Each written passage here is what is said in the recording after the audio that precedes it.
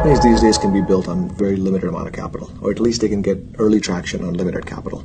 They can build a product, they can hire a team, and they can get to meaningful customer traction. It could be pilot deployments, or it could be maybe even some actual deployments, and they can do that on sub $500,000 in total capital raised. This was not possible 5 years ago.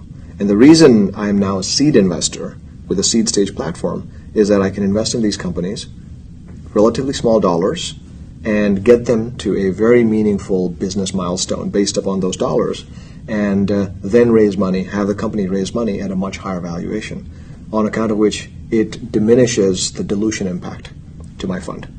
This was not possible, again, 5 years ago. 5 years ago, a company needed $30 to $40 million up front, very early in its life cycle, in order to sort of build a product, build a team, and grow and get some early customer traction.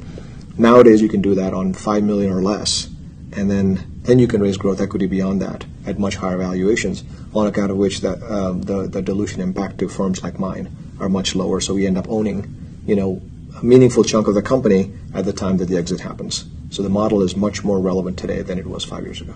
I started off in the investing world as an angel investor during the 90s.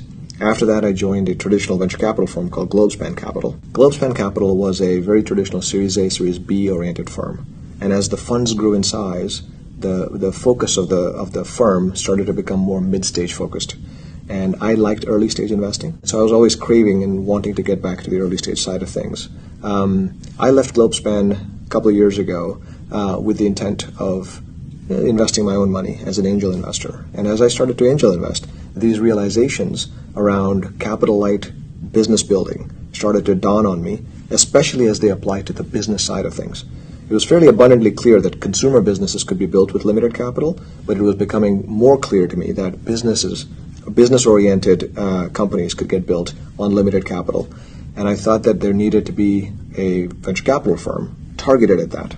Being an early stage investor, I wanted to do something at the seed stage. I was also angel investing pretty actively over the last couple of years, and that also played into trying to build a seed stage investment platform, as opposed to building something that's a sort of early and mid-stage investment platform.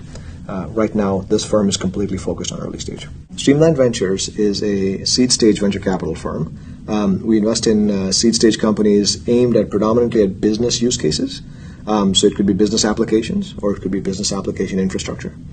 But with a key overlay, we're looking for extreme scale businesses, which means that businesses that can grow very rapidly with very limited amount of capital. So not everything makes it through the filter, but the companies that do make it through the filter hopefully start to demonstrate real scale potential very early in their evolution.